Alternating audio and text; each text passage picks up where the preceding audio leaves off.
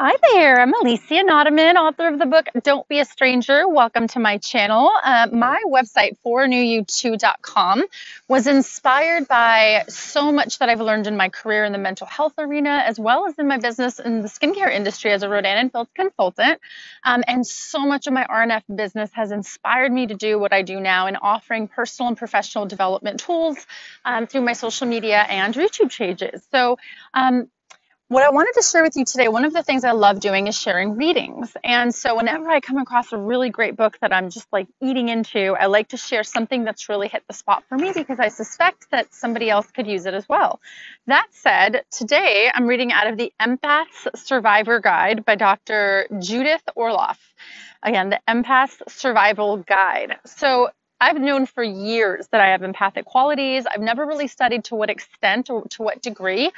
And so this book already is off to such a fascinating start because I can relate to so much of what's in here.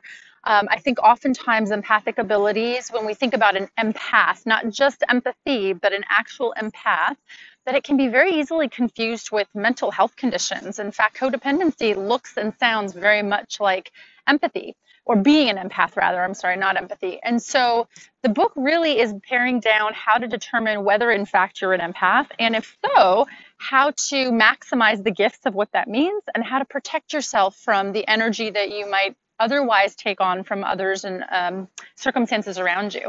So enjoy the beautiful backdrop while I share with you out of this book.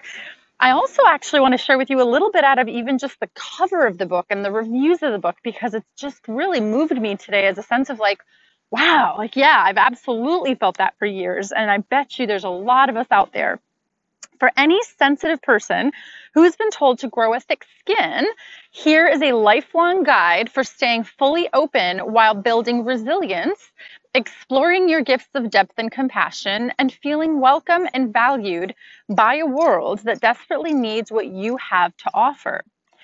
It then goes on into the reviews of the book. And in the reviews of the book, a few that I highlighted, it's fascinating some of the names and authors that have actually reviewed this particular book. So one says, have you ever been told that you need to grow a thicker skin? Do you suspect that your sensitivity is the source not only of your pain, but also of your joy, plus your empathy, creativity, and spirituality besides? That was Dr. Susan Cain. Another author famous in the world of personal development, also the author of Men Are From Mars, Women Are From Venus, John Gray, wrote of the Empath Survivor Guide. It's a lifesaver for sensitive people and anyone who wants to become more empathic in their relationships without taking on your partner's stress. Highly recommended. Another by authors Dr. Hendricks and Dr. Hunt of Getting the Love You Want and Making Marriage Simple, famous in the relationship world. Once in a while, a book appears that could have described yet another pathology. Instead, the Empath Survivor Guide by Judith Orloff humanizes a group of persons whose special traits and talents are normalized on the continuum of human experience and appreciated for their specialness. We recommend everyone read this book to broaden their view of human diversity and deepen their empathy for special talents and challenges. And then finally, Dr. Larry Dossey wrote, the solution is not to give up empathy, but to develop skills that avoid being damaged or blindsided in the process. So then as I got into the book, I highlighted parts that were really pertinent as far as experiences I've had. So what I would love to recommend is that you pick up the book if you think that you might be an empath and really just dig into it and see for yourself where you might fit. So she starts off, I'm a physician with 14 years of conventional medical training at USC and UCLA. I'm also an empath. In my medical practice of over 2 decades, I specialize in training or treating highly sensitive people like myself. Though there is a spectrum of sensitivity that exists in human beings, empaths are emotional sponges who absorb both the stress and the joy of the world. We feel everything, often to an extreme, and have little guard between ourselves and others. As a result, we are often overwhelmed by excessive stimulation and are prone to exhaustion and sensory overload. I've had to develop specific strategies to manage the challenges of being an empath myself. These allow me to protect my sensitivities so I can maximize the benefits, and there are so many. I want to share with you how to become a balanced, empowered, and happy empath. To thrive, you must learn ways to avoid taking on the energy, symptoms, and stress of others. I also want to educate your loved ones and peers, family, coworkers, bosses, parents, romantic partners on how best to support and communicate with you. I offer the Empath Survival Guide as a resource for kindred, sensitive souls to find understanding and acceptance in a world that is often coarse, heartless, and disdainful of sensitivity. I can so relate to what she's describing here because I've often in my life been told, gosh, don't be so sensitive. And my only thought is, but if I stop being sensitive, then I lose so much of the passion and the gifts that my sensitivity offers me, especially in my work in the mental health arena, in relationships. It's part of what gives me the passion that I do everything with in my life. So she then goes on to define what is an empath. Empaths have an extremely reactive neurological system. We don't have the same filters that other people do to block out stimulation. Empaths have often been labeled as overly sensitive and told to get a thicker skin. As children and adults, we are shamed for our sensitivities rather than supported. We may experience chronic exhaustion and want to retreat from the world because it often feels so overwhelming. I've also, and a lot of people that know me in my world know I'm very social, I'm very extroverted, I love people, I love strangers. But what's interesting is that there have also been a handful of times where I'll be in a room with a group of people or one person, and there is a negative aura that I can't sit with. I have to actually politely excuse myself from the room. And often I've felt shame over that I shouldn't be that way. But the truth is, and this book normalizes it, I am that way. And that also gives me the sensitivity to so much of the joyfulness. So growing up as an empath, I was an only child, so was I. So I spent a lot of time by myself. I had no one to relate to who could understand my sensitivities. No one seemed to be like me. What I didn't know then was that everyone was a subtle energy field surrounding their body, a subtle radiant light that penetrates and extends beyond it a distance of inches or even feet. These fields communicate information such as emotions and physical well-being or distress. And when we are in crowded places, the energy fields of others overlap with ours. Empathy is the medicine that our world needs. What is the difference between ordinary empathy and being an empath? Ordinary empathy means our heart goes out to another person when they're going through a difficult period. It also means we can be happy for others during their times of joy. As an empath, however, we actually sense other people's emotions, energy, and physical symptoms in our bodies without the usual filters that most people have. We can experience other people's sorrow and also their joy. We are sensitive to their tone of voice and body movements. We can hear what they don't say in words, but communicate nonverbally and through silence. Empaths feel things first, and then they think, which is the opposite of how most people function in our overly intellectualized society. This makes us very different from other people who have had their defenses up almost from the time they were born. We often have trouble distinguishing someone else's discomfort from our own. Physical symptoms, or physical empaths, there are general types of empaths. There's physical empaths who are especially attuned to other people's physical symptoms and tend to absorb them into your body.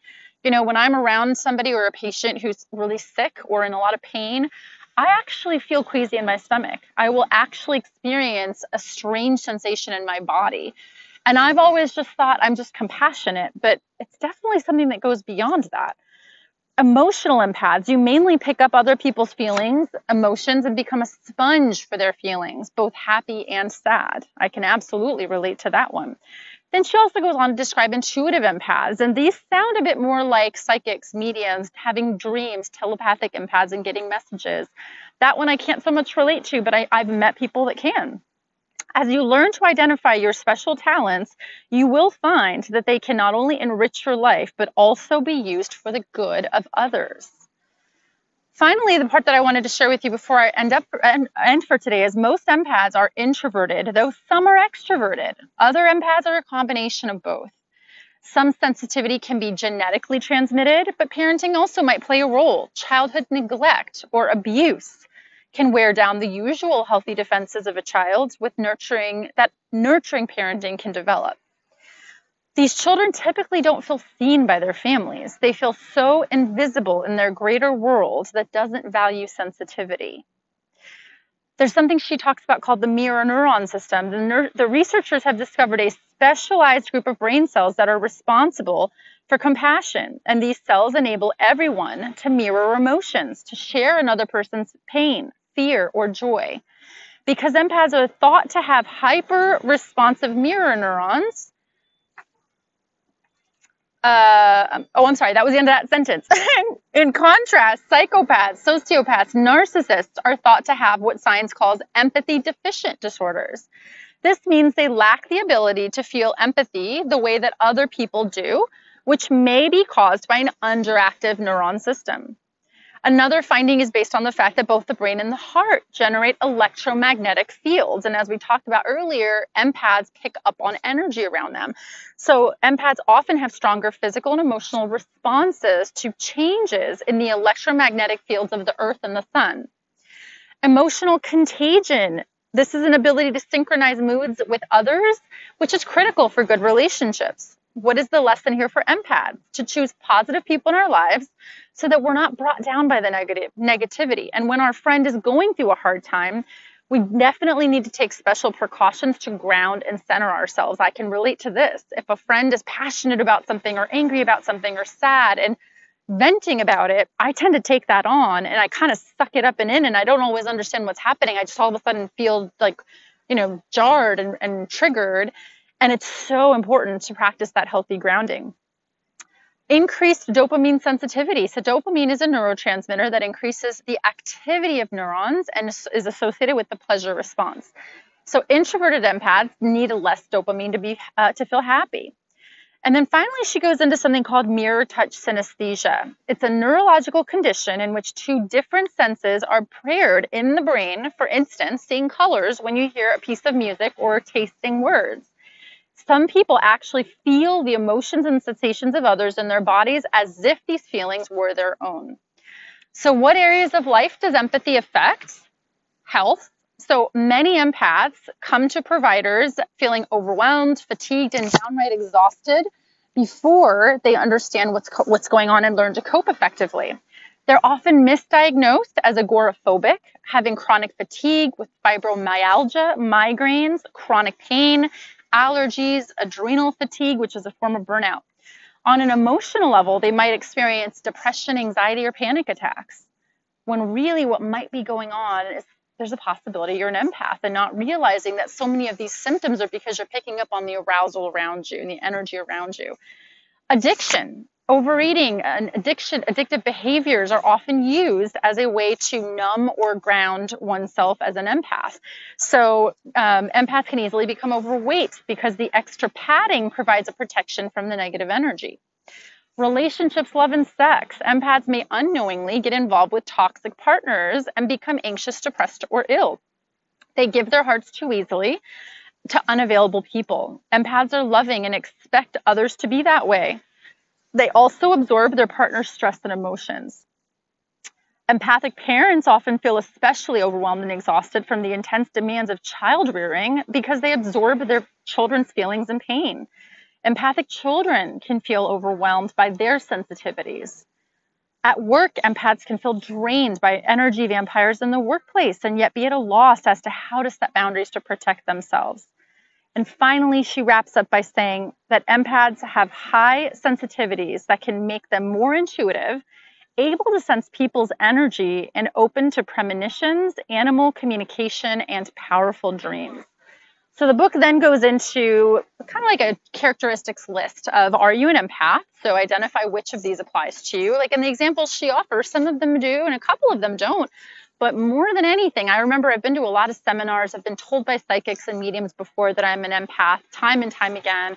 And I remember a psychic actually once saying in a room in a conference that if you're the type of person who walks into a room and almost always begins a statement with, this feels fill in the blank. Like this room feels comfortable, or this room feels bright, or gosh, I feel so good here, that is very likely the feelings empath. And it is unbelievable how often I use that in just my day-to-day, not even realizing that that's how I communicate, because that is the essence of who I am.